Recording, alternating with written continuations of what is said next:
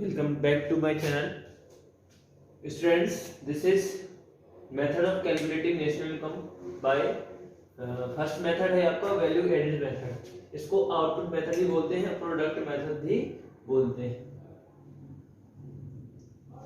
जैसा कि हम इसमें जानते हैं कि सबसे पहले इस मेथड के थ्रू हमें जाना होता है. इससे जो भी हम निकालेंगे हमें मिलेगा जीडीपी एमपी. तो आपको याद रखना है कि वैल्यू एडेड मेथड से हमें मिलता है जीडीपी एमपी, जिसमें ये अब इससे एनडीपीएफसी कुछ भी पूछा जाए, आपको इस मेथड के थ्रू आपको क्वेश्चन में कुछ भी पूछा जाता है, आपको सर्वप्रथम या फर्स्ट पहले आपको जाना है जीडीपी एमपी पे ही जाना है. इसको कैसे निकालेंगे?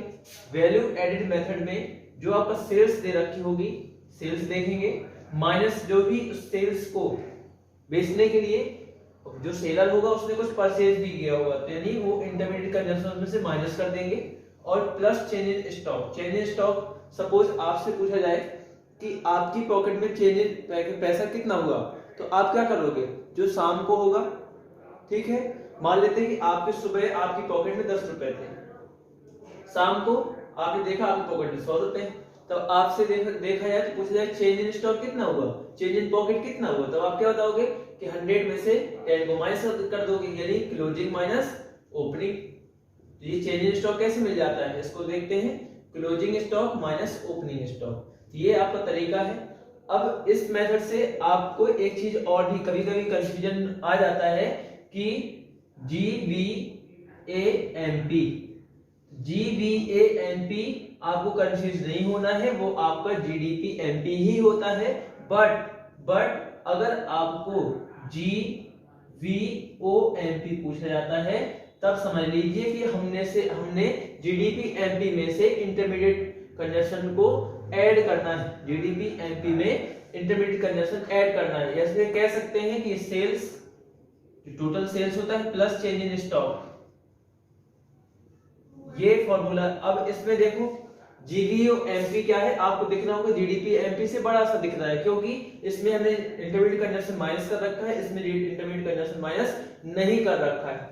इसलिए आपको जीवीओ एमपी और GVA MP, gross value of output और ग्रॉस वैल्यू एडेड. अब देखो जरा, हम वैल्यू एडेड मेथड ही पढ़ रहे हैं. इसका मतलब जो वैल्यू ऐड हुई है, ऐड का मतलब देखो सेल्स मान लेते हैं 100 रुपए की थी, आपने इस 100 रुपए को परचेज करके जब लाए तो 80 रुपए को आपको मिली, यानी आपने इंटरमीडिएट कंजम्पशन कितना किया, 80 rupees.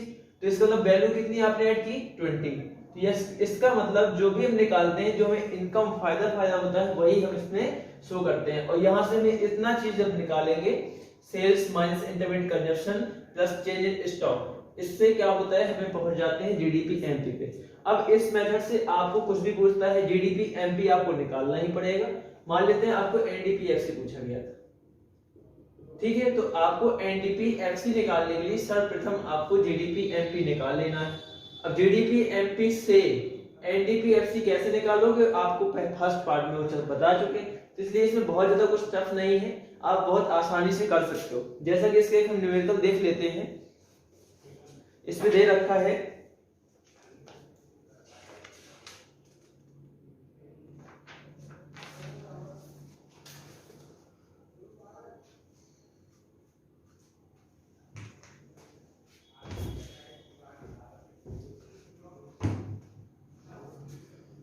Export by firm,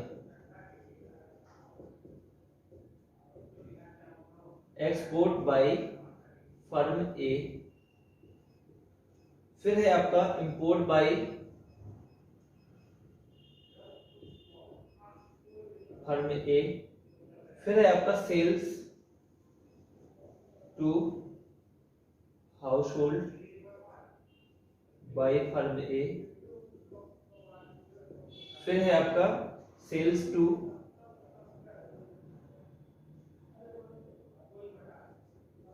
firm B by firm A, फिर है आपका sales to firm A by firm B, sales to household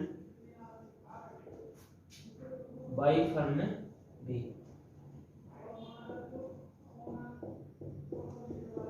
इन सब की वैल्यू दे रखी है आपको 20, फिर है 50, फिर है आपका 90, फिर है 40 और फिर 30 और 60।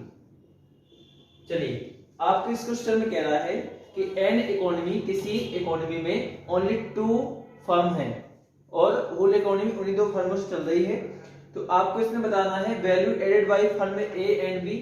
जो वैल्यू एडेड, फर्स्ट चीज बतानी है value added by firm B, और साथ में दूसरी चीज बताना है आपको, दूसरा तरह जीडीपी एमपी, क्या बताना है, जीडीपी एमपी। चलिए सबसे पहले हम देखते हैं कि इन फर्म ए की और बी की सेल्स कितनी, देख लेते हैं। ये है फर्म ए आपका और ये है फर्म बी।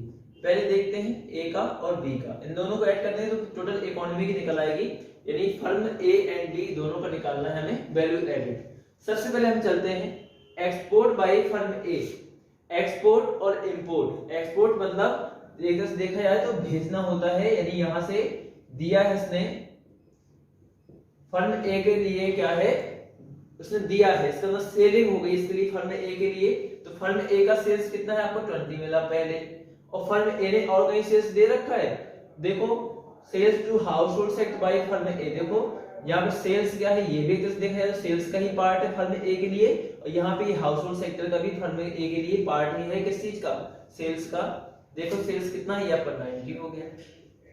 अब यहाँ पे देखो आपको सेल्स लगभग फर्म ए का, एक चीज और मिल गई, sales to firm B by firm A. अब फर्म ए ने बी को बेचा है, इसका मतलब एक सेल्स और भी मिल गई, ये देखो 40 ये मिल गई सेल्स, ठीक है ना। अब देखो लगभग फर्म ए की जितनी सेल्स थी वो मिल गई हमें, देख लेते हैं कितना है इसका सेल्स, 9 to 11 140 150 आया आपका सेल्स। अब देखो फर्म ए ने जब सेल्स किया है उसके लिए उसने कुछ किसी से लिया भी होगा, वो किससे लिया देख लेते हैं। Sales to firm A by firm B, ये देखो यहाँ पे आपका जो है ये फर्म ए का क्या है, एक तरह से इंटरमीडिएट कंजप्शन है। फर्म ए का इंटरमीडिएट कंजप्शन देखते हैं, इसको माइनस करना होता है, जैसे कि देखो sales minus intermediate consumption, sales to firm A by firm B, यानी फर्म बी के द्वारा ए को किया गया, यानी ए ने यहाँ परचेज किया है, देख लेते हैं इसका 30 हो गया। और फर्म ए ने कहीं परचेज किया है, देखते हैं। इंपोर्ट बाय फर्म ए, इंपोर्ट का मतलब उसने लिया था फर्म ए ने, ये कितना था 50 था, तो इसको भी माइनस करेंगे, देखो ब्रैकेट में लिख ली दोनों को, इसका देखा जाए तो कितना आता है माइनस का 80 आएगा। अब 150 में से 80 माइनस हो तो ये 70 हुई फर्म ए की वैल्यू एड, ठीक है ना। अब चलते हैं फर्म बी का। अब जब देखो फर्म बी का कैसे निकालेंगे, ये है आपका sales to firm B by firm A. अब देखो फर्म ए ने बी को परचेज किया था, सॉरी बी को सेल किया था, तो फर्म बी के लिए क्या हुआ, ये फर्म बी के लिए इंटरमीडिएट कंजप्शन हुआ, वो है 40 आपका। तो इंटरमीडिएट कंजप्शन माइनस करते हैं, सबको मालूम है 40 रख देते हैं। फिर चलते हैं sales to firm A by firm B. अब फर्म बी के द्वारा ए को सेल की गई है, यानी इसकी सेल्स दे रखी है आपको 30 देखो लिख लेते हैं। फिर है sales to household sector by firm B. अब फर्म बी ने हाउस होल्ड सेक्टर को भी सेल किया, यानी देखो 60 और 30 टोटल सेल आ गई फर्म बी की, और इंटरमीडिएट कंजप्शन कितना था आपका 40 था। और देखो कहीं फर्म बी का कोई इंटरमीडिएट कंजप्शन तो नहीं है, तो देख लेते हैं, बस आपको इतना ही दे रखा है, जो कि इंटरमीडिएट कंजप्शन आपको 40 है। देखो 90 माइनस 40 यानी 50 हुई आपकी फर्म बी की। अब जब देखते हैं फर्म ए की वैल्यू एडेड और फर्म बी की वैल्यू एडेड कितनी है आपकी 70 और 50, यानी टोटल देखा जाए तो इकोनॉमी, यानी दो फर्में ही थी टोटल इकोनॉमी में, किसी इकोनॉमी में टोटल 2 ही फर्में थी। तो देखते हैं कि दो टोटल होल इकोनॉमी की वैल्यू एडेड कितनी हुई, तो 70 और 50 को ऐड कर देंगे, यानी 120 हुई, ठीक है। अब आपको इसमें चेंज इन स्टॉक दे नहीं रखा, इसमें वैल्यू एडेड आपका 120 आया, और साथ ही साथ देखा जाए तो जीडीपी एमपी निकालने के लिए हमें ये चीज तो चाहिए होती है, सेल्स माइनस इंटरमीडिएट कंजप्शन, और साथ में चेंज इन स्टॉक भी चाहिए होता है। लेकिन इसमें कोई स्टॉक का आपको पोर्शन नहीं दे रखा, इसलिए हमारा यही जो वैल्यू एडेड हुई है इसी को हम जीडीपी एमपी ही बोल देंगे, क्योंकि यहाँ पे हमने 2 फर्मों का निकाला था, क्या निकाला था आपको वैल्यू एडेड निकाला था, हम आपको पहले बता चुके हैं जीडीपी एमपी ए और जीबीए एमपी, ठीक है ना। यदि ग्रॉस वैल्यू एडेड और gross domestic product MP MP पे कोई भी डिफरेंस नहीं होता है, तो सेम होता है, इसलिए यहाँ पे आपको चाहे स्टॉक दे भी रखा तो आपका जितना 120 आया यही आपका जीडीपी